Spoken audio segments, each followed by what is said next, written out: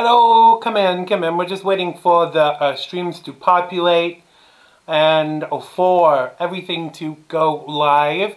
You are very welcome. We will start saying hello to people very soon. Just gonna share the show. If you are watching, please share the show too, so people know that it is happening. Oh yes, siree. Apparently we're going to play a drinking game tonight. Apparently I say, oh yes siree, quite often. So every time I say, oh yes siree, feel free to take a shot of anything that you like, whether it be alcoholic or not. Hello everyone in the live feed. I'm going to come to you very soon. I just need to share this show on the appropriate pages. Please do that too, just while we populate, while everybody comes in. Welcome everybody. Oh yes, siree. We will be getting going in just one moment.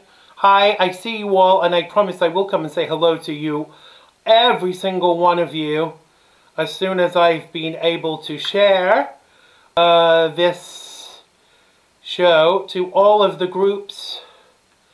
Making sure not to share them to ones that it's not appropriate for. Oh yes, siree. And if I share in your group by accident, then I truly am sorry. We've got a great show coming up for you tonight. It is in fact ladies' night, because all of my guests are ladies, and we have some great guests for you, and I will tell you all about that in just one moment when I have clicked the share button. Hope you can too. Oh yes siree. Don't forget to take a shot every time I say the phrase yes siree. So if you can click that share button just while we are just while we are getting ready to go live for tonight's episode of the Xander Gibb Show. Oh yes siree. We are just sharing to all the appropriate groups. It takes forever, it really does, but I think we're nearly there. Just sharing to a group called Britain Needs Trump. Ain't that the truth? Please, Mr. Trump, come and dig the UK out of the mess that it is in and do the same magic that you have been able to do over there in the United States. And I think we are about there, so we can switch over and get on with the show. Oh yes siree, that was another little treat one for you there. Let me get to the right place so we can get started. I'll just say a quick hi to everybody in the live feed before I start the show. All these messages coming in. Hi to Dave, hi to Michelle, hi to Lee, hi to Mark, hi to Susan, hi to Zell, hello to Catherine, yes siree. Welcome to you all. We are going to start the show if I can get to the right place. So roll those opening credits for the Xander Gibb Show. Oh yes siree. Roll them now. It has been good to me.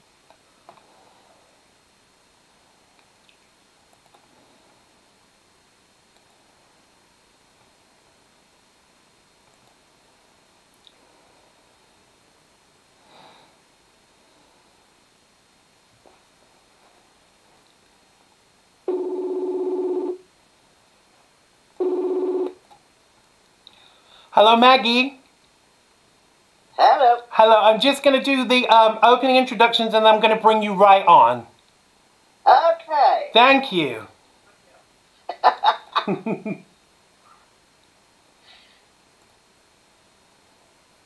It has been good to me this time around. Things were never bound to change when it was found. Sugar never tasted sweeter on my lips. My heart is now intact, and I can find no rest. This is love, yeah, love. Never known true love before. Seen so many counterfeits that left me on the floor. This is love, yeah, love. All will come to those who wait. Time it cannot know the bounds, and eras don't dictate.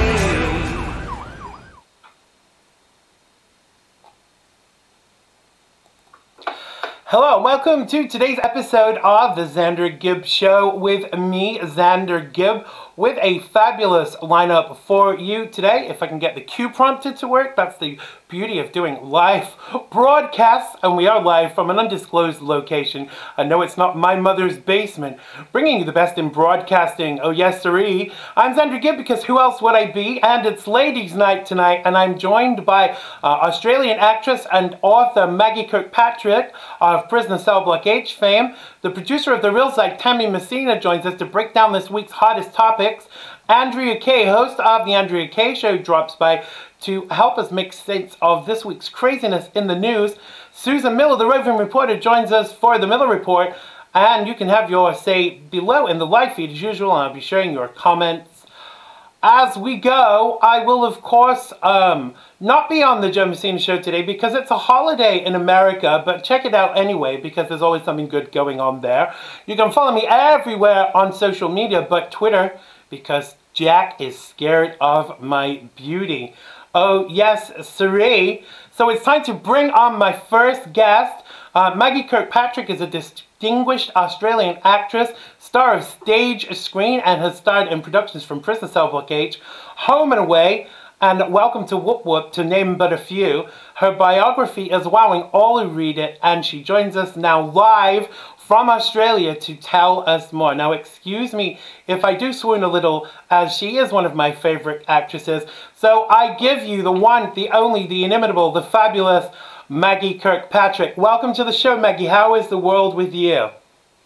It's just fine, Xander, and it's so lovely to chat with you. It's great to have you. So forgive me if I do swoon for a little, because I am a huge fan of your work. And like most people, I saw you, first of all, in a TV show called Prisoner Cell Block H, where you played Joan Ferguson. Now, can you believe that 40 years on, or 35 years on, that people are still talking about this and are still becoming your fans from watching you on this show?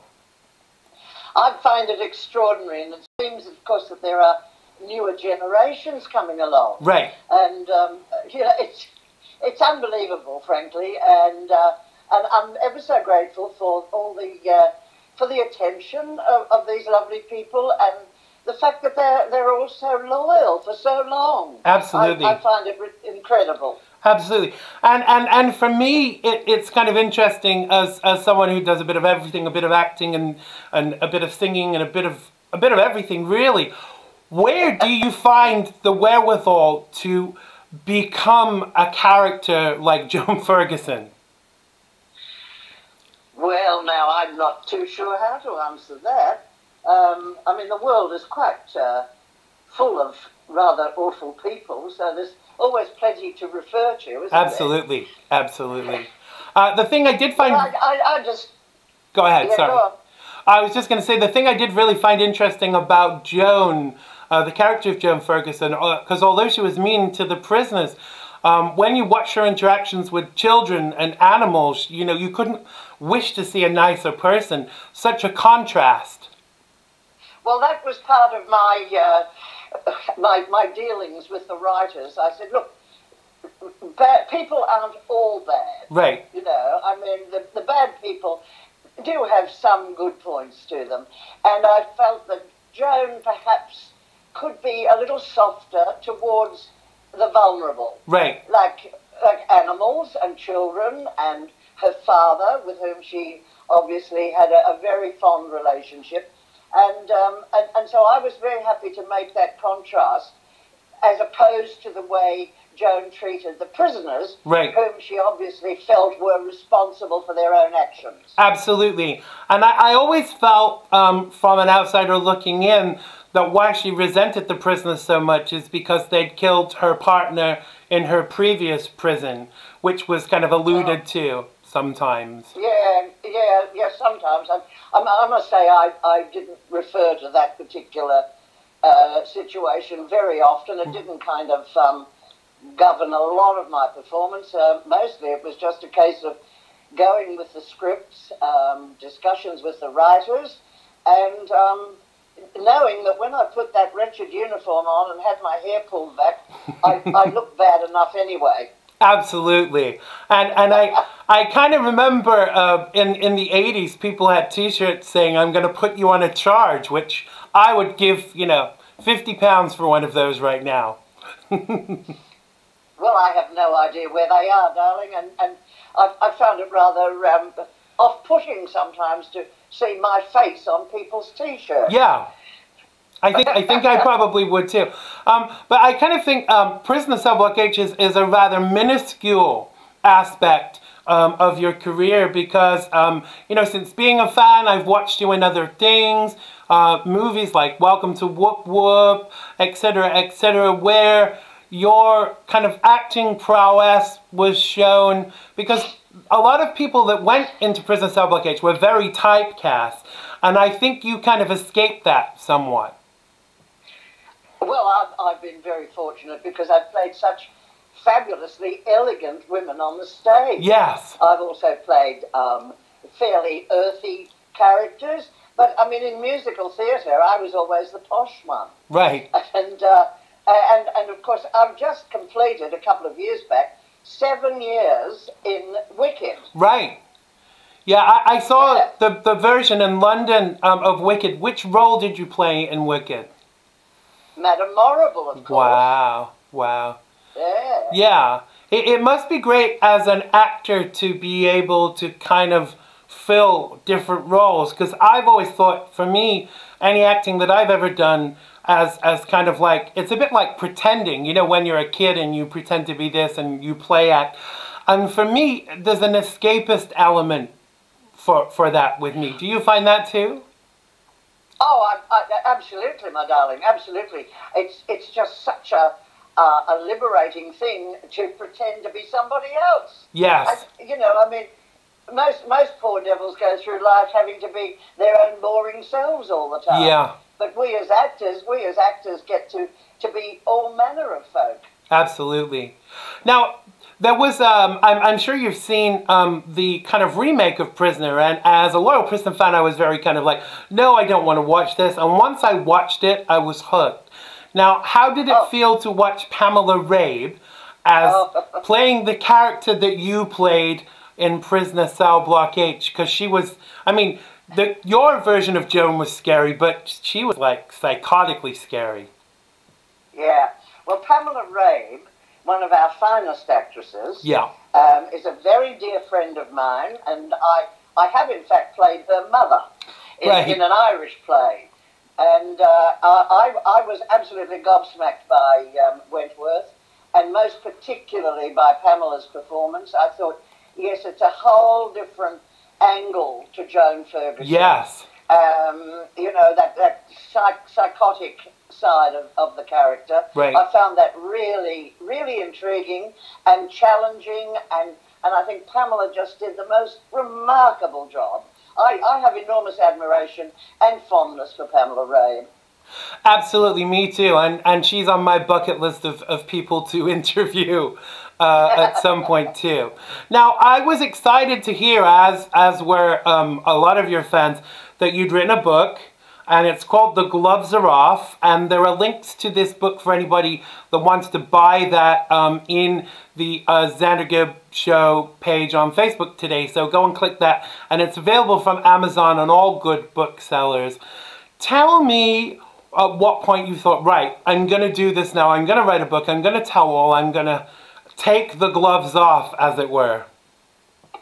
Well, look, it was after a lot of persuading by friends to do it. Right. And it was a task that I'm not about to be repeating in a hurry. I didn't find it particularly pleasurable. Right. There were moments when I had a good old laugh as I recalled some of the aspects of my life.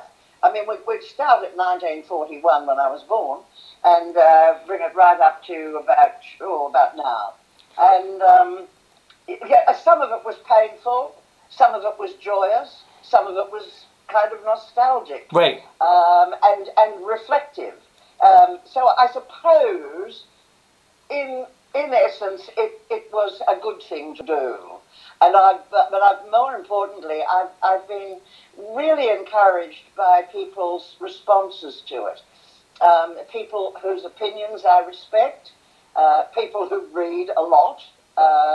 They claim that reading the book is just like listening to me tell stories.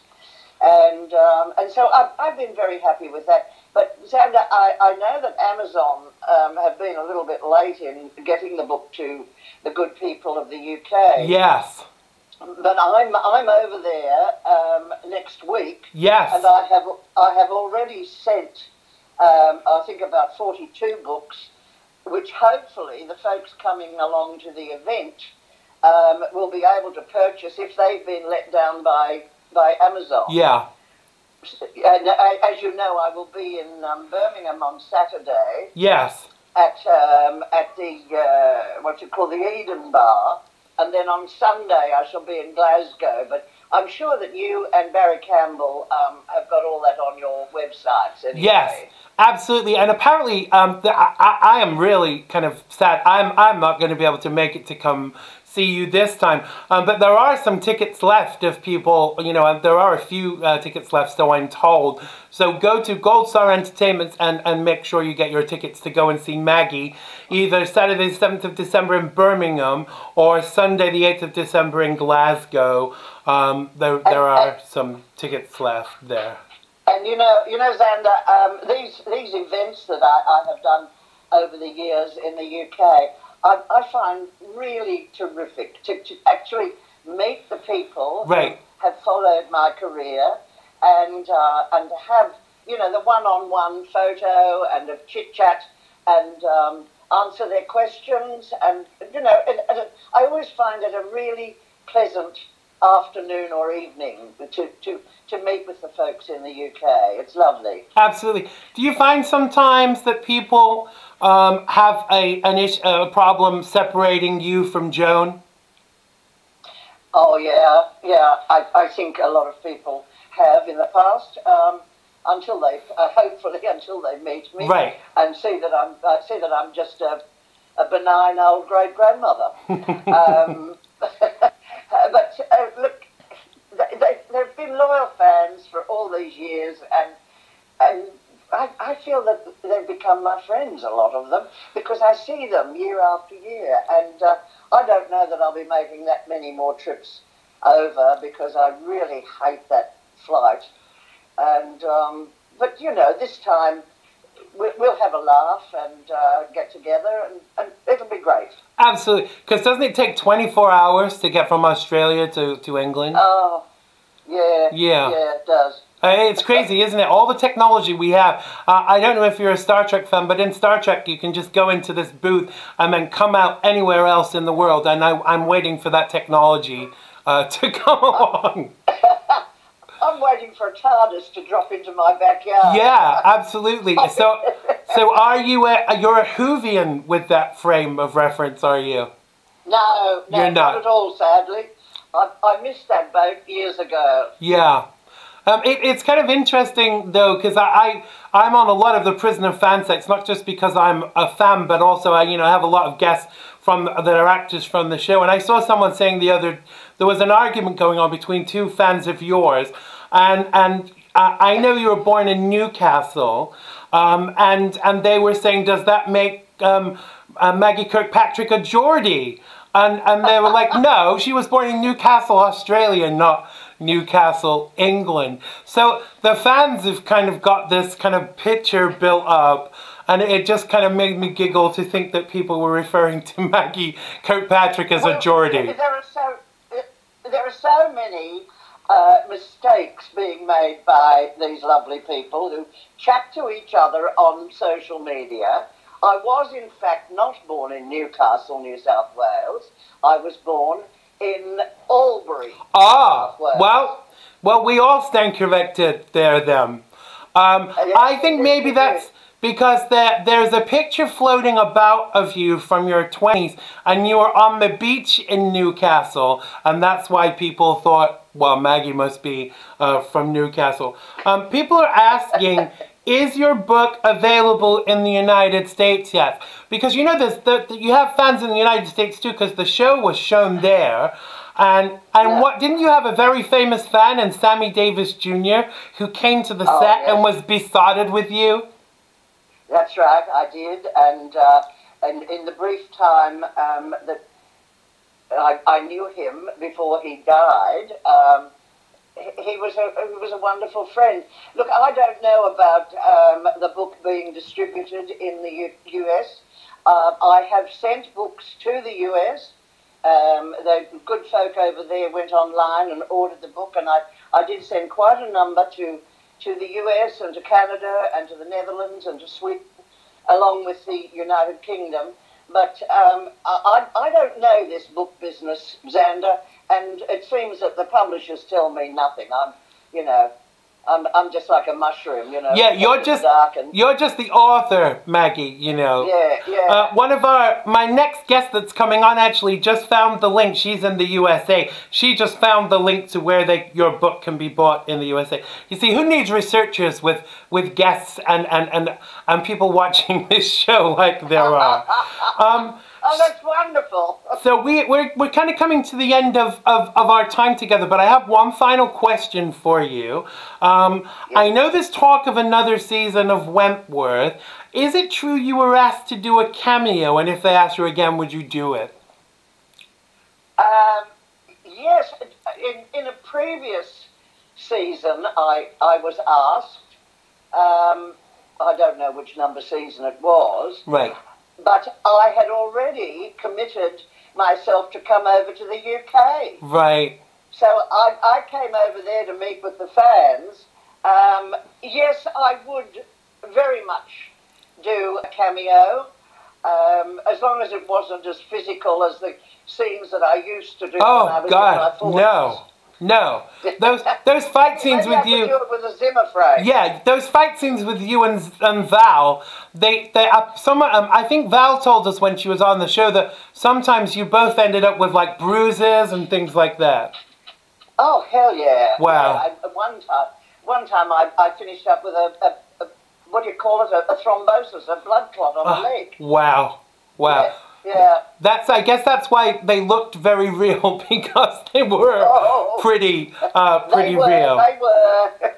Absolutely. Well, Maggie, you can't know how much I appreciate you coming on today, because occasionally in my job as a broadcaster, I get to speak to people I'm really a fan of. So thank you very much for joining us today, all the way from Australia.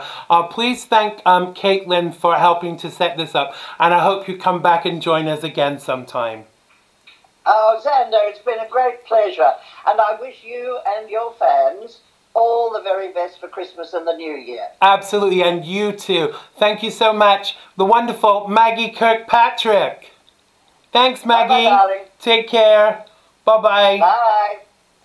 That was the fabulous Maggie Kirkpatrick, and I can now tick off my bucket list that I've interviewed Maggie Kirkpatrick. Apparently some people are saying that it's freezing on their end. I don't know why that be. That could be your connection.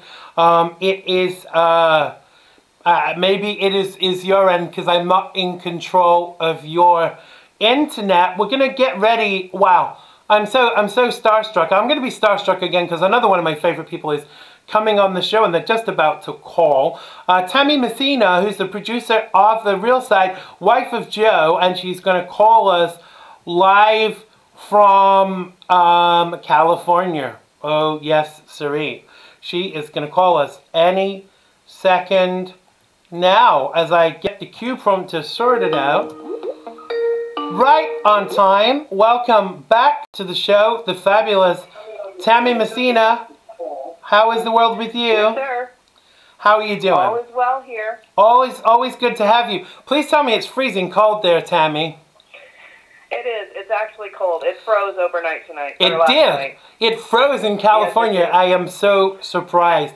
Well, welcome back to the show. It is great to have you. Happy Thanksgiving to you. I missed my Turkey Day yesterday because they don't celebrate it here in the UK, unfortunately. Did you end up having to do all the cooking? No, I did not cook. Good for you.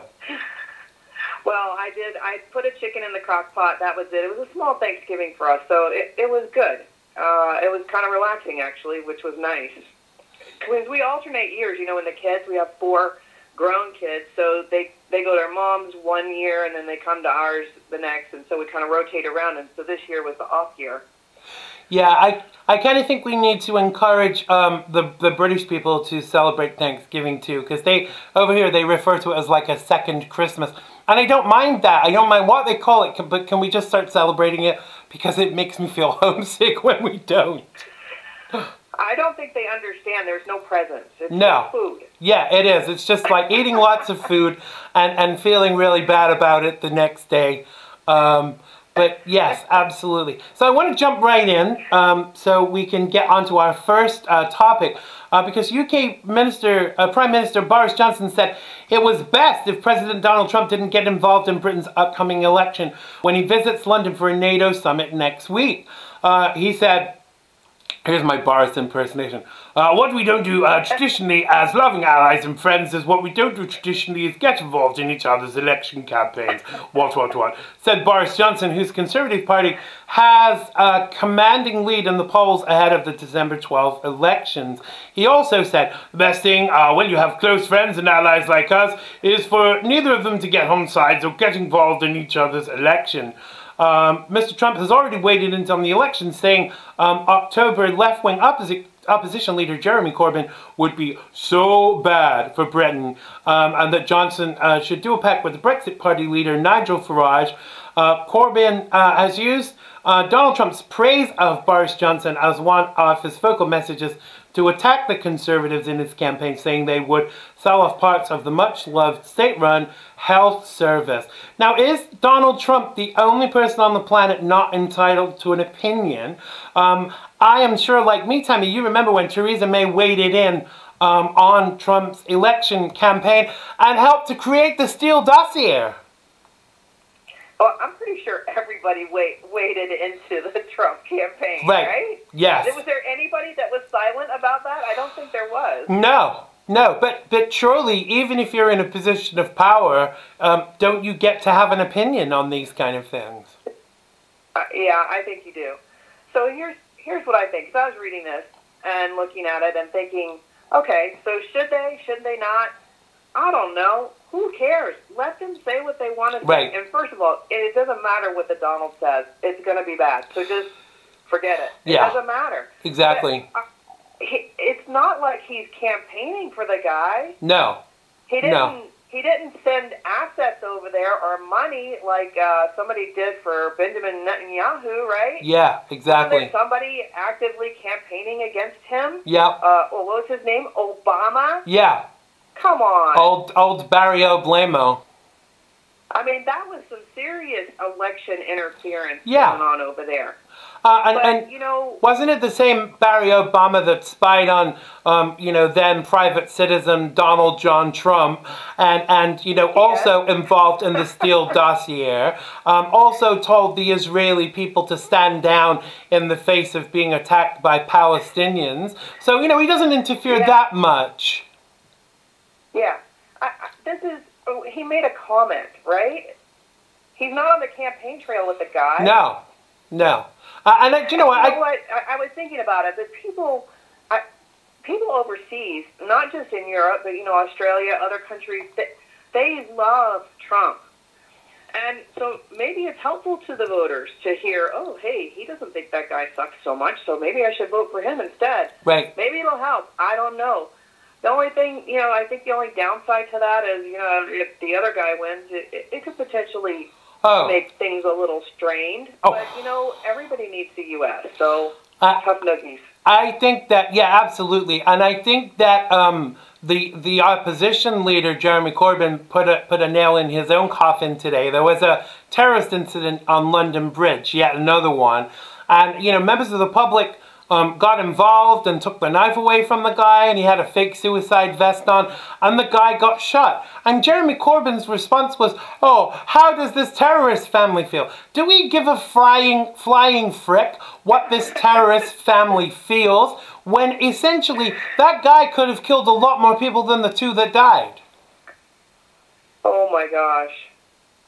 I mean, liberals are not different anywhere we look, are they, Tammy? No, that's just crazy town right there. Yeah, for sure. Well, how is anybody even supporting that? I don't think they are, and even people that are vehement supporters of Jeremy Corbyn are criticizing him for his level of response today. I mean, he should write a book, you know, how to lose an election in 3 easy lessons, because his mouth is working for the Conservative Party. But the thing that concerns me is, you know, like with the liberals in America, you know, the liberals here have such a socialist attitude, and this guy is a Marxist, and they want to turn, you know, the UK into Venezuela. If you want to live in Venezuela, go live in Venezuela. Don't try and make this country Venezuela. Exactly. And I think it's, you know, I don't know, I just think it's a worry that I'm glad people are coming to see that, you know, a vote for Labour is a backward step. You know, 25 years ago, the Labour Party was a different body. You know, they're like the British equivalent to the Democrats. But, you know, to kind of get back to the point, good on Donald Trump for having a say. You know, when have we ever expected him to say stay silent, and why would he? And for people to say it's not, the things he's saying and doing are not presidential is absolute balderdash. You can't base what is presidential on how Barack Obama behaved, because he was the worst president in history. Right. And why is it not presidential to have an opinion about who you hope you'll be able to work with? Absolutely. Yeah. Yeah, exactly. Because I don't even want to, if Jeremy Corbyn wins, I'm on a plane to New York right away, or California. So, you know, people better get their sofas ready. Don't come here for me. No, Xander. No, don't come to California. That's crazy town over here. Exactly. It is just as bad as London right now. So I'm hearing. But yeah, I think the U.S. is, you know, if we have a, you know, last time we got a reprieve in the United States, you know, we got Donald Trump for 4 years, and let's hope we get him for another 4 years, because I honestly feel that a liberal government, either in the UK or in the United States, spells the end of society, because they're such lunatics. It's over. Let me ask you this, though. Over there, where you are, so I'm in the Socialist Republic of California, so here's this is my interpretation of what I'm seeing out here, because these people out here just keep voting for Democrats, and if you talk to them, they're real people. Yeah. You talk to them and say, do you agree with that? And they're like, no. And I'm like, well, why didn't you vote for somebody else? Well, I can't vote Republican. Why can't you vote for Republican? Well, they're going to be worse. That's the answer. They're going to be worse. Well, which part is going to be worse? Well, I don't know. They're just, you know, they're racist, and they're this, and they're homophobes, and they're going to take away this and take away that. I'm like, who told you this? Yeah. Do you have the same problem there? Absolutely. They've accused... They're literally just afraid to vote for something other than the liberals. Right. It's not that they like them. They're just afraid to vote for something else. They are. I mean, they've accused Boris Johnson of being homophobic for some silly things that he said in the past. And I kind of, you know, as an openly gay man, I don't feel that Boris Johnson is homophobic. But when you ask these people for examples, like when people say to me, Donald Trump is homophobic, I ask for examples, and they go, well, you know, he did that trans ban in the army. Well, number one, trans people are not gay, they're not homosexual, they're trans. And number two, that was a totally different issue, and it was to stop the use of corrupt people joining the army just to get their surgery. And so, you know, they can't come up with specific examples. You know, I always go, I'll wait. You know, I'll wait. Tell me how Donald Trump is racist. And they go, oh, well, you know, Mexicans and, Muslims. Well, Muslim is not a race, you know? Exactly, you know? I know. And they do the same thing with women. I've had the conversation. How can you as a woman vote for that man? He treats women horribly. I'm like, which women? Yeah. All the women. And I said, do you think the women who work for him know that? Yeah, exactly. Look how many are working for him. How many have filed suits against him? How many have filed sexual harassment claims against him? Well, I don't know. I said, don't you think if the media had as many women as what you're telling me he's abused, don't you think they'd be parading them on every news channel? Of course. Every single day there would be that many of them? Of course. How many are you seeing? How many have you seen it be interviewed? Zero, because they can't find them. But, you know, I think, you know, it's no secret I used to be a Democrat. Before I started doing a radio show, I never checked my sources. I never checked the sources of stories. And it was only when I started doing a radio show that I had to kind of, you know, I didn't want to be looking silly and putting things out there that weren't true. And the level of misinformation out there is absolutely scary. And it continues. But as far as I'm concerned, there should be some level of culpability. Because if, you know, as an ordinary citizen, as a private citizen, if someone says something about you that's not true in the media, now you can sue them. But Donald Trump doesn't get to do that. Donald doesn't get to say, no. Oh, you know, I'm going to sue. And they've said some pretty bad things about him that are just not true. Yep. We can't even fight it, even at the level that Joe and I are at. We can't fight what people are putting out there. We've checked. No. And we can't get it taken down, we can't make it stop, and we can't fight it. And the worry is that, you know, these things don't always blow over as quickly as people suggest, do they? No, they don't. It's a very... I don't have Donald Trump's million, billion, however many gajillions he's got. You I don't? have that. But you're married to Joe Messina, aren't you guys multi-millionaires? Actually, tomorrow we will be multi-trillionaires. Yeah, for sure. Joe just said in the chat room a few minutes ago, he said, oh, you have a great guest. Do you think he's a little biased by any chance? I think he likes me. Maybe he'll double my pay again. Yeah, exactly. I would ask for triple at least. So do you... Thanks. So do you think that, you know, I have this ideology, this belief that the liberals all over the planet kind of have this handbook and they pass it around because the liberals in the UK seem to mirror perfectly what is going on with the liberals in the United States. And that kind of scares me because they've got this playbook that they, you know, like, oh, you know, Boris Johnson in the UK, you know, they've just accused him of maybe sexual impropriety 25 years ago. And it's just like, are they just looking at the things that were done to Donald Trump and mirroring them? Yes. And before Trump, they practiced it on, you know, Judge Moore and some of the other ones. They started with some of the smaller races. They see what works. They take it up higher. And I think it goes back and forth both ways. Because, you know, for a long time, you would hear the liberals in the U.S. saying, we need to be more like Europe, we need to be more like, you know, Switzerland or whatever, Sweden and the UK, and we need to have this. And now, so it's kind of going back and forth where it's almost like the liberals are trying to outdo each other on, you know, from one side to the other. Yeah. So, yeah, I do. They're definitely taking each other's playbooks, but we also have those full-blown indoctrination centers called the universities where they're just rolling it out. You don't even have to work as hard to brainwash the people anymore because all you got to do is get them into college. Yeah.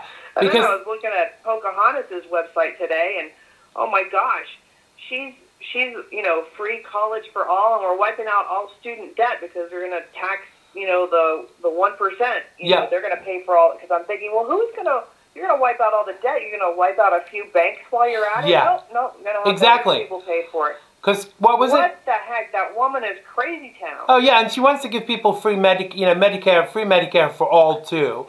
And whilst it's funny because in the UK we have this, a level of socialized medicine because we pay into the system for it. So it's a totally different setup.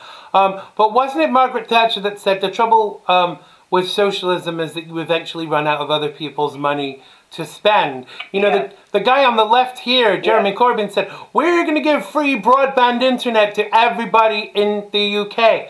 How is it free? Where's the money coming from? Who's going to pay for that? There isn't money to pay for schools and healthcare and infrastructure and all of these things. But he's going to find the money to pay for free internet for everybody in the UK? I don't think so. Right. Well, what's humorous to me is that they think they're going to take it from the richest people in the world and not have any consequences because it's not going to increase costs to the middle class at all. Right. Do they not even understand how things work? Okay, so you go and take the rich guy's money who controls the corporations, who sets the prices on the products that are going. So what are you going to do? You're going to start price fixing stuff on top of that so they can't increase their prices and pass it on to us? Right. Are you going to set the wages so that they can't say, oh, sorry, we can't afford a raise this year because I just got taxed $800 gajillion by Elizabeth Warren? Yeah. Do they not even understand how this works? But I don't think they've got any idea of how to manage things fiscally, which is why it would be scary for them to run the country. I mean, even this ideology of $20 an hour for minimum wage for unskilled workers. How ridiculous is that? Because there are people that have gone to college, that have got degrees, even doctorates, that are unemployed and cannot earn $20 an hour. So they tried it. They said it in some states, McDonald's is supposed to pay people $20 an hour. They've replaced those people with a machine. So all you have to have is someone to cook the food now. So they will automate rather than pay more per hour. But I see why employers want to do that, because they want to make a profit too. I'm not saying that people shouldn't have a living wage, but because they should have a realistic living wage. And how can you have a realistic living wage of $20 an hour if graduates are not getting that? Well, hey, here's really what it boils down to. If we're in an economy right now where pretty much you can get a job any place you want to. It's pretty competitive. Right. But if a company doesn't want to pay or can't pay the $20 an hour, and they can only pay $12, nobody's going to work there. No. So they're not going to stay in business. No. Okay, so you get to shut down. Congratulations. And let me go back to the rich people thing just real quick. Take somebody like Trump or anybody else that's, rich like that, where they just have... The guy does not need to work ever again in his entire lifetime. No. Ever. Probably his kids don't ever have to work ever again in their entire lifetime. You start these tax things rolling, let's just take it to the absurd level and go, you know what? I don't want to pay your stupid tax, and guess what? I'm shutting everything down. Yeah. I'm done. My businesses are done. I'm done. I'm done. I'm not going to do it. I'm just going to go sit on my island. I'm going to have a nice life, and screw you guys. Absolutely. What if all the rich people did that? They don't see the circular momentum of all these ridiculous decisions. Unfortunately, we're at the end of our time together, and as always, I could talk to you all night, but tell people where they can find you and where they can listen to The Real Side. Okay, well, I will tell you where you can't find us, first of all, because Facebook keeps deleting us. Yeah. So don't even try and find us there. Just forget it. Just come to our website, therealside.com, and we're on every night, Monday through Friday, for 3 hours from 6 p.m. to 9 p.m. Pacific time.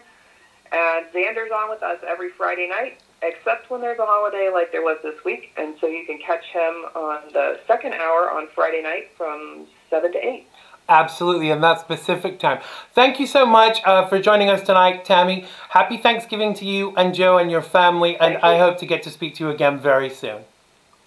Yep, thanks for having me. Thanks a lot, Tammy. Take care. Okay, bye-bye. Bye-bye. That was the fabulous Tammy Messina. Make sure you check out The Real Side at therealside.com, and as Tammy said, I'm there every Friday except tonight because it's the holidays. Now my next guest should be calling in any second. She's Andrea Kay, and she's the host of the Andrea Kay Show, OAN contributor, political commentator extraordinaire, a member of the Xander Gibb Show family. She used to co-host. Hello, Pizza Hut. Can I help you? Yeah, I have a large pepperoni. Make it snappy. Would you like that delivered, ma'am?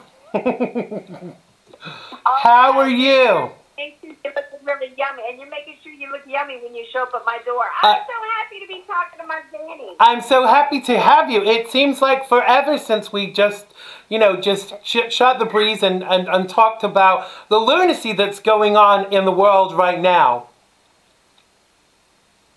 Yeah, and it's like there's so much crazy that it's like I don't even know where to start. No.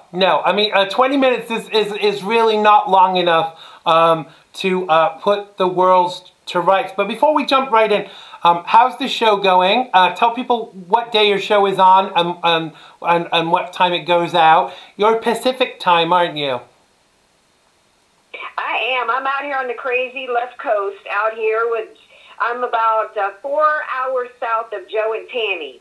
So they've got kind of the upper LA area covered out here on the west coast, and I got San Diego covered down here. And every day from 6 to 7 p.m. Pacific time. And in San Diego, that's 1170 on the radio dial, but I stream, our radio station streams at theanswersandiego.com. And I'm also on Facebook Live. Absolutely. So make sure you check out Andrea Kay on the Andrea Kay Show. So I want to jump right in. So the Taliban said today that they were ready to restart peace talks with the U.S. a day after President Trump visited troops in Afghanistan and said he believed the radical group would agree to cease fire. His surprise Thanksgiving Day visit was his first visit to Afghanistan since becoming the president, and came a week after a prisoner swap between Washington and Kabul. That raised hopes for an elusive peace deal to the end of the 18-year war. Now, the Taliban wants to make a deal, and we are meeting with them, Mr. Trump told reporters after arriving in Afghanistan on Thursday. We say it has to be a ceasefire, and they didn't want to do a ceasefire, and now they want to do a ceasefire. I believe it will probably work out that way, he said. Mr. Trump canceled peace negotiations in September after a militant group claimed responsibility for an attack in Kabul that killed 12 people, including an American soldier. Zabihullah Mujahid, a spokesman for the hardline Islamist insurgent group, said on Friday that they were ready to restart talks. He said, "Our stance is still the same. If peace talks start, it will be resumed from the stage where it had stopped. Can they be trusted, and should we be negotiating with terrorists?" What say you? Can they be trusted? Absolutely not. So do we have a president that understands that? Absolutely yes. So should we be negotiating? Well, I think that didn't the left and everybody, not everybody in America, but the left has been telling us that Obama's and John Kerry's Iran deal, what are they? Iran is the #1 in the world state sponsor of terrorism. So if it's okay for us to negotiate with Iran, why wouldn't we try to negotiate with the Taliban? I think President Trump understands one thing, is that the idea that we were going to stop terrorism by going around the world and building them schools and outhouses or whatever, and that then they wouldn't hate us anymore, didn't make sense. He's not going that route anymore. But hey, if y'all want to negotiate with me, he says fine. So what's to lose here? And I think clearly we have the upper hand. But I also got to speaking of upper hand, Zanny, don't we have to give a hat tip to Trump for the way he played the media, making them think he was going golfing when he went to Afghanistan? Yeah, wasn't that a genius move? And then they were saying, oh, there you go on, Thanksgiving, and he's golfing and this, and this, and he sent the motorcade to Mar-a-Lago, and there he was off on the jet to Afghanistan. But I've actually recently been so impressed with President Trump, because if it was me they were trying to impeach over BS, I would be slapping some face. I really would, and starting with Shifty Schiff.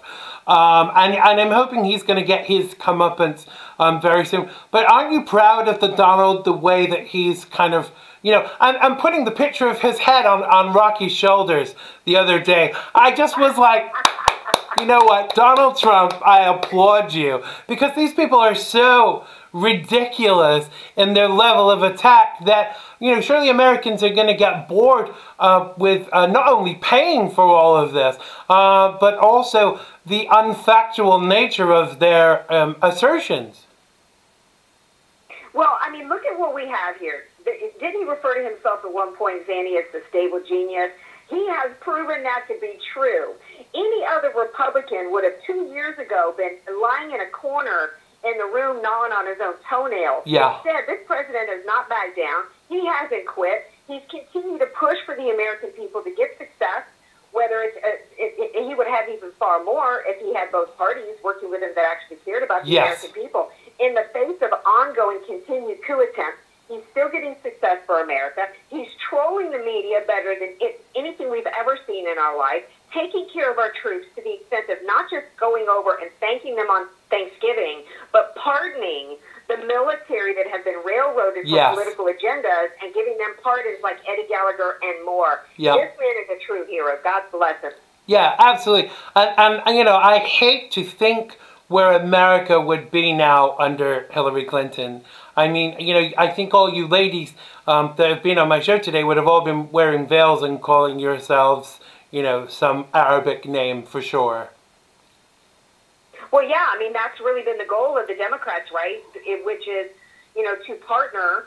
There's, you know, you can't bake here, you know, you're under attack, and they try to shut down your bakery if you don't want to bake a cake and participate in a gay wedding, but they're not going around, and you can see the videos on YouTube of Muslim bakeries that are saying the same thing, but they're never sued. Why? Because the Democrats are actively partnering with the Islamists in this country that want to transform us into their, you know, Islamic utopia. Well, you know, they're a natural partner for the left because the Islamists and the Democrats all have the same goal, a centralized system of power over all of Americans, and they are willing to shove all the different identity groups of Americans under the bus for their utopia. That means that my LBGT friends, you know this, Amy, but I tell my LBGT friends all the time, you be careful with who you are aligning yourself and voting for, because they're ready to throw you under the bus. Actually, partner with the people that will toss you off of rooftops. Same thing with women. They're partnering with the Sharia people here. So you're right to talk about that, what would be happening under Hillary Clinton. But you know who would be the first ones? You know, all of my gay friends that say, you know, that support this kind of BS, you know who would be the first ones decapitated? They would. They're too stupid to realize it. And it's actually scary what they're prepared to buy under the banner of peace and love. So you remember that peace and love when some jihadi is slitting your throat and cutting your head off. I can't get any honest answers that make any sense from any of my LBGT friends as to why they're you know, defending Islam, while they're defending Democrats going around campaigning with Linda Sarsour, the Sharia, you know, advocating Islamists. The left doesn't really tell the truth about Islam, but everybody has to know it at this point. I mean, I don't understand, Zanny. It's literally they're blind and can't see the truth in front of their faces.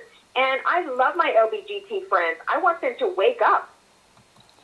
Absolutely, and I do too. And it's, you know, I've been kicked out of the club a long time ago. You know, not just for supporting Donald Trump, but because, you know, I turned my back on the Democrats. But I'm fine with them taking back my badge and my membership, because it wasn't really a club I wanted to belong to anyway. I don't want to be a member of any club that tells me how I should think or how I should vote or whom I should support. So, you know, bye-bye, guys. You know, that's my attitude in a nutshell. I want to jump to the next topic, and this is something that you kind of was covering on your page today, and I saw it kind of later on and was quite furious about it, because an Oklahoma police officer, Johnny O'Mara, working on Thanksgiving Day, got a rude response at Starbucks while getting his coffee, giving up his family time to protect us They thanked him by labeling his name on the cup as Pig. Now, he shared his experience on Facebook along with a picture. The writing on the cup, it said, "This cup of coffee for a pig is just another little flag." Now, it's another tiny symptom and nearly indiscernible shout for a contemptuous roaring and riotous segment of misanthropic society that verifies those who stand for what is right and glorifies the very people who would usher the destruction of societal fabric.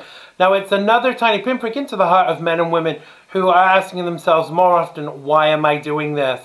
Mara said he called the Starbucks and was informed they would make amends and they would be happy to replace the coffee with the correct label. I mean, what a bloody cheat.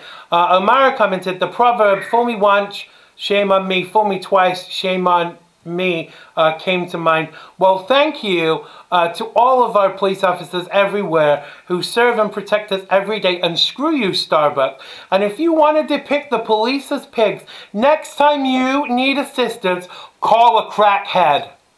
Now, what's your response to this? Because I get that you're as pissed as me. There, I said it. Well, yeah, well, you could, nobody says it better than Zany. By the way, before we, what I was thinking is to finish up what we were talking about earlier about you don't want anybody to tell you how to vote and who to vote for and all that. You were Kanye West before Kanye West was Kanye West with that stuff. I was. I sure was. You were. He just has a better tan and a richer wife.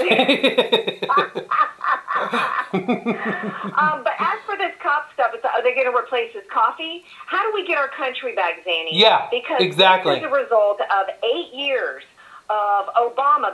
One of the first things he did in office was seek to fan the flames of racism by painting cops and all law enforcement as racist in this country. He started with first falsely accusing a Boston police officer of racism, which led to the beer summit, right? Yep. I said shame on that officer for accepting that free beer, because that free beer is going to cost this country a whole lot with the damage that's going to come out of this, because it was intentional what Obama was trying to do. Hands up, don't shoot with Michael Brown was a lie. Yep. Look at this. Black Lives Matter has resulted in how many cops being shot in the head.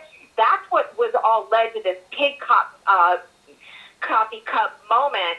And I don't know how do we get our country back from this kind of crap thing? Well, we have to make sure, I think people are resting on their laurels, because I know that the Democrats are doing so many silly things that they're kind of paving the way for the Donald to have another term. But we can't rest on our laurels, because the way that we're being attacked on social media right now, we're not going to be able to do the social media element of the Trump train to the same level of success. And we really, the election might be nearly a year away, or however, whenever it is, but we need to be doing this now to ensure that we do not end up living in one of the socialist crap holes that the Democrats want for us. And if we don't start this now, we may as well pack up and move to England, Yeah, absolutely. Well, we don't want to follow. I love you, Zanny, but I ain't following you to England. We don't want to be over there. And look at what happened. Y'all had a terrorist attack with a knife on the London Bridge. I thought y'all were going to take care of all that by banning knives, right? I mean, come on. Yeah, exactly. And there are so many people are killed in car accidents every year, so we're going to ban cars as well. Because that works, doesn't it? Banning items. We don't have the right to bear arms in this country. But if you imagine if we did, had been one person there with a gun that could have shot that person, that terrorist, and did what that police officer did today. Good for you to that cop, because that looked like he was wearing, a device around him, a vest.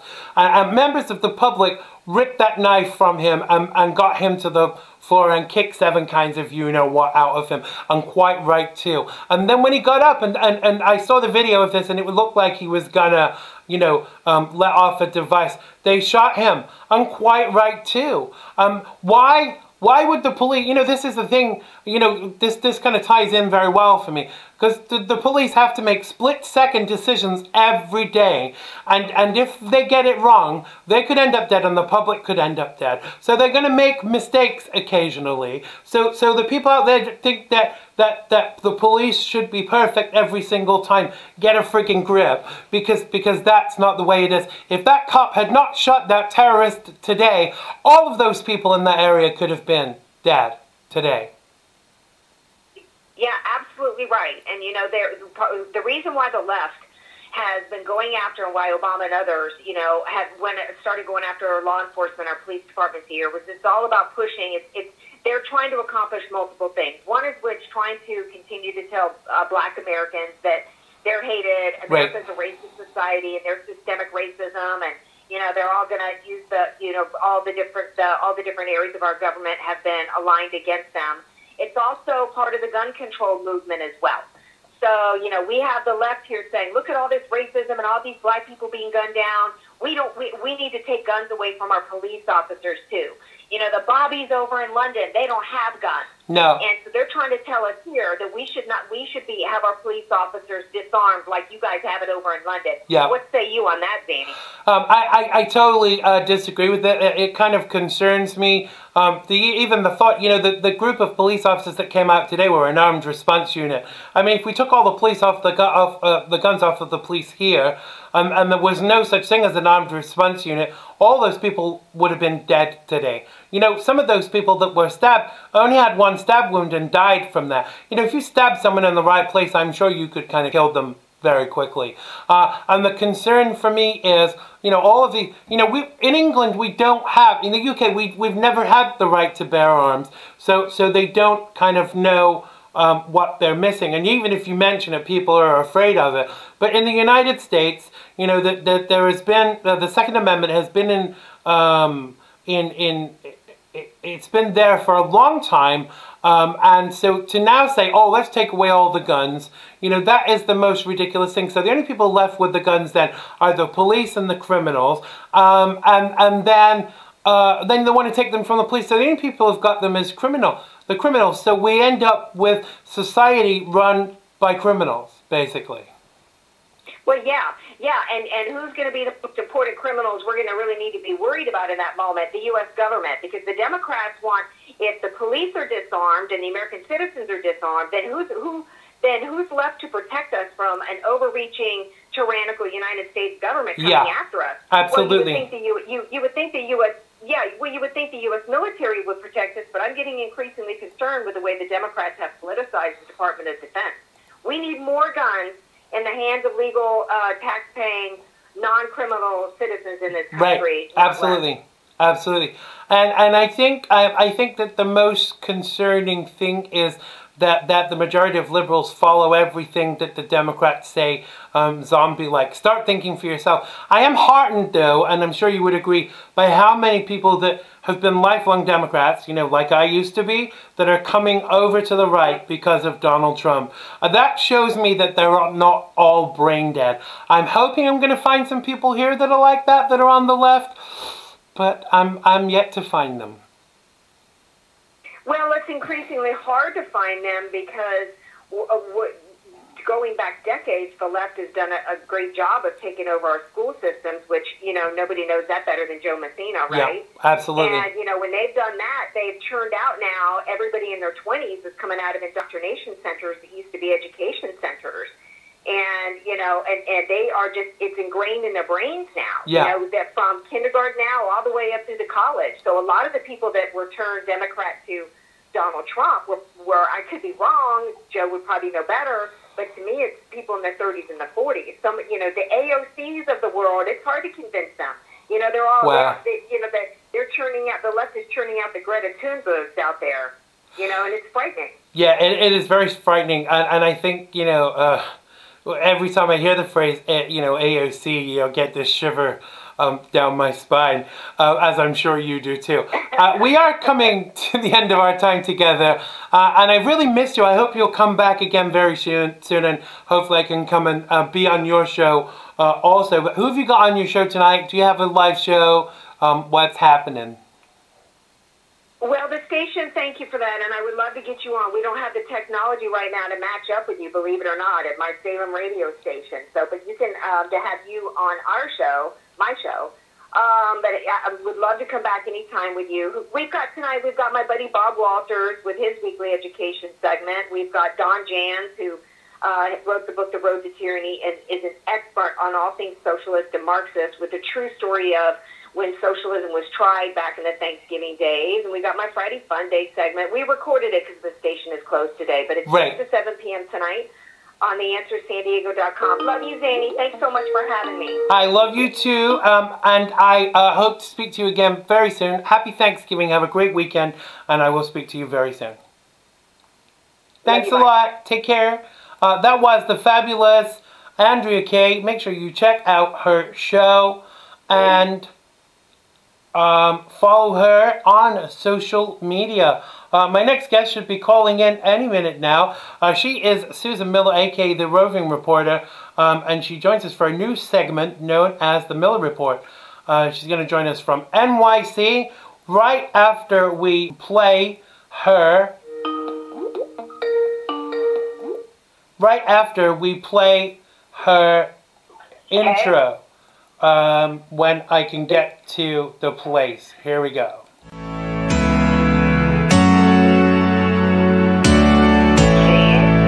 Wait, I'm playing your intro. Just wait.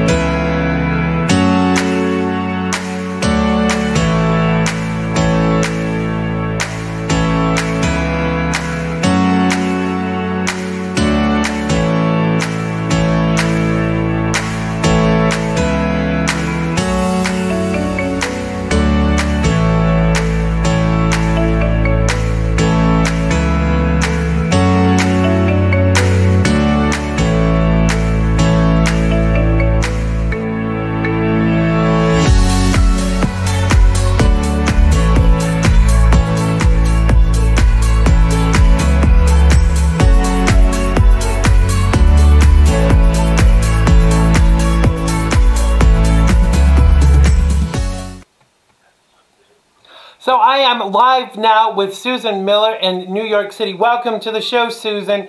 How is the world with you? And I'm guessing it's freezing over there in NYC right now. Oh my God, Xander, my brother. How are you? I am wonderful. I am fabulous.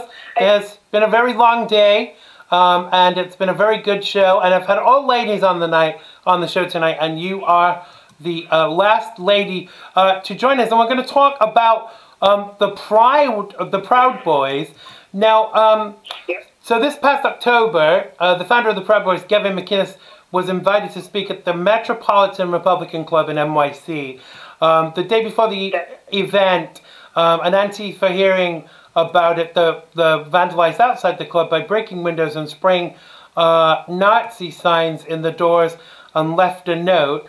And this was just the beginning. So tell us a bit more about this, Susan, because it's had kind of far-reaching results. Well, Xander, can you hear me okay? You're breaking up a little bit, but as long as you can hear me. Yeah, I'm a member of the club, and my friend is a president up there, and he invited Gavin McInnes. And you're correct. The night before, Antifa went up there, and Nazi all over the door, busted windows. The note was correct, yes, as we've just begun. So, long story short, because it's quite involved, when Gavin was there, of course, Antifa flooded outside. And we had a battery of policemen up there on bikes and horses and everything. And they were escorting people out of the club to make sure they were safe. Now, the Proud Boys, okay, I've had a lot of experience with them. I love them. They're very patriotic. They love America. A lot of them are ex-military, and they support Donald Trump. Right. Well, Antifa, Xander, and this is what you're not hearing, started chasing after a couple of my friends, trying to steal their phones. One almost got one girl inside a door. But the thing that really got the Proud Boys is when the Antifa started throwing bottles of urine and cracking them all over the place. Right.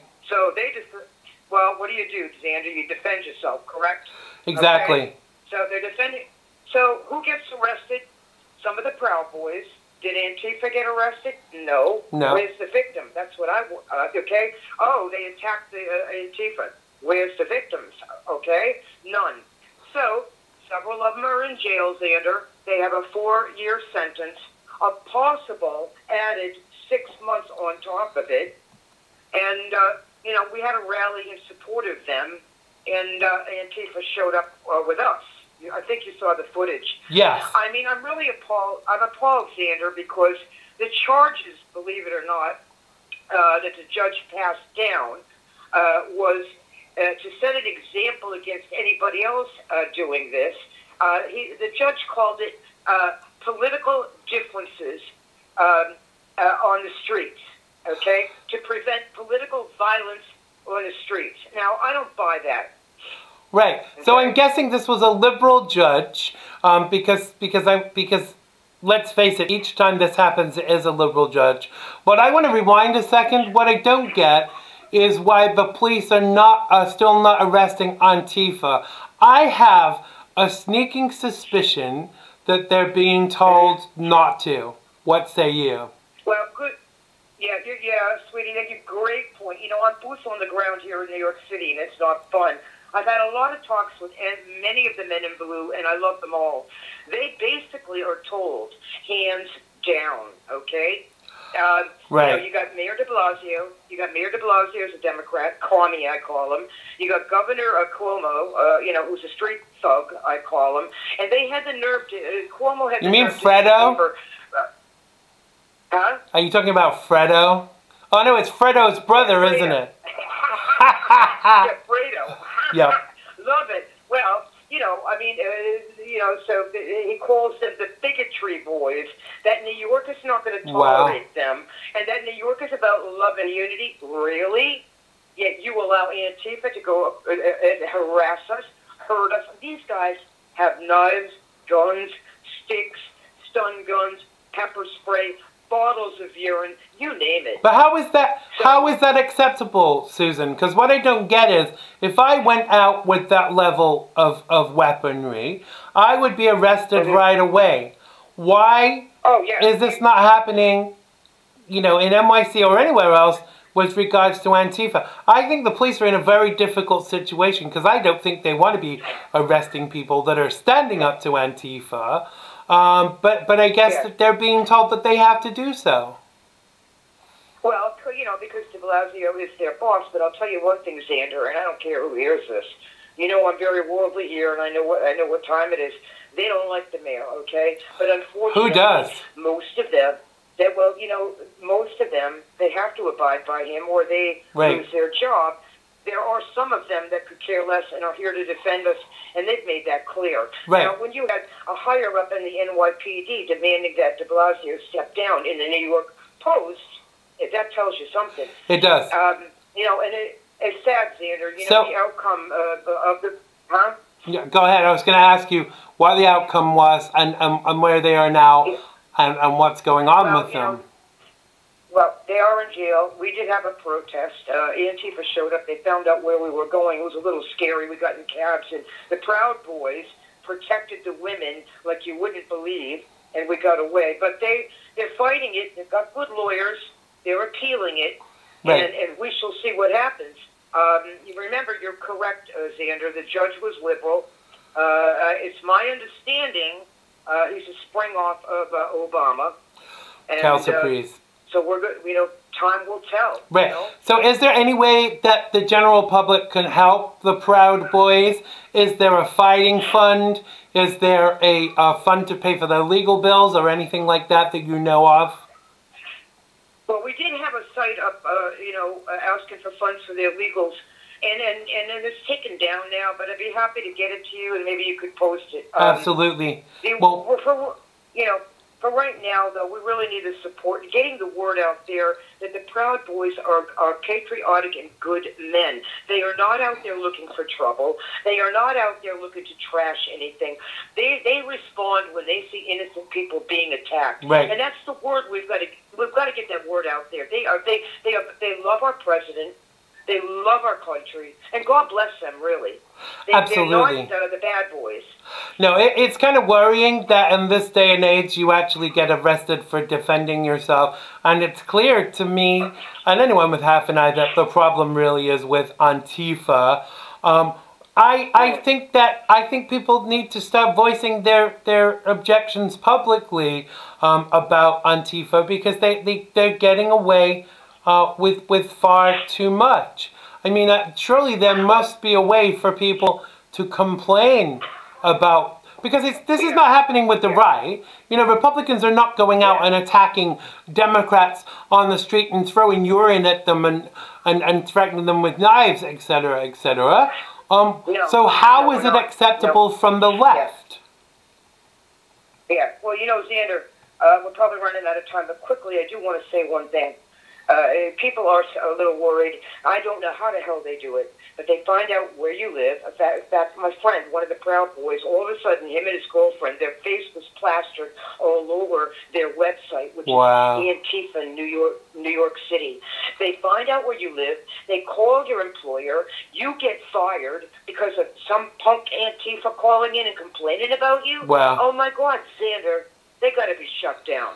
They do. Bottom line. You heard it directly from Susan Miller in the Miller Report, a.k.a. Miss Roving Reporter. Make sure you check Susan out. Go follow her on her social media and at her website, which is missrovingreporterny.com. All of her contact information is available on the Xander Gibb show page for today. But until next time, thank you so much for joining us, Susan. I love you, sweetie. Good night. I love you too. Thanks a lot. Take care. That was the fabulous Susan Miller. Make sure you check her out. Thanks to everyone who's made today's show possible. Thanks to the wonderful Maggie Kirkpatrick for making my day and being a part of our show. Thanks to Tammy Messina from The Real Side. Make sure you check her out. Thank you to Andrea Kay from The Andrea Kay Show. Make sure you check out her show tonight. Thank you once again to Susan Miller. Make sure you go and follow her. And thanks to you guys, thanks to everybody that watched tonight. Please share the show before you go. Click that share button. It's great that we can get as many people watching the show as possible. I will be back with you next week. I can't think who the guests are, but they will be equally fabulous. I really do love you all. Bye-bye. It has been good to me this time around. Things were never bound to change when it was found. Sugar never tasted sweeter on my lips. My heart is now intact and I can find no rest. This is love, yeah, love. Never known true love before. Seen so many counterfeits that left me on the floor. This is love, yeah, love. All will come to those who wait.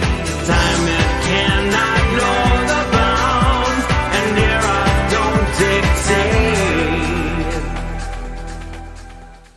Click the bell button and subscribe to keep up with the Xander Gibb Show. Oh yes, sirree.